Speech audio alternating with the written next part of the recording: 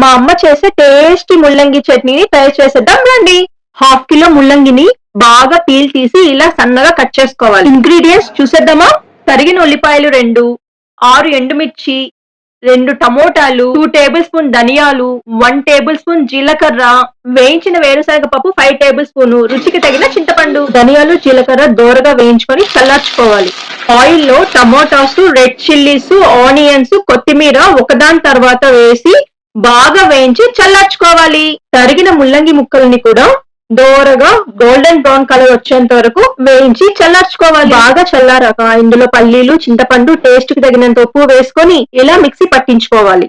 ఆవాలు, తరిగిన ఉల్లిపాయలు, కరివేపాకు, ఎండుమిర్చి, వెల్లుల్లిపాయలు తీసుకొని ఆయిల్ లో వేయించి అందులో 1 టేబుల్ స్పూన్ పసుపు, మిక్సీ పట్టించిన చట్నీని గోల్డెన్ బ్రౌన్ కలర్ వచ్చేంత వరకు దోరగా వేయించుకోవాలి. ఇంతే మన టేస్టీ ముల్లంగి చట్నీ రెడీ. లైక్ చేసి షేర్ చేయండి.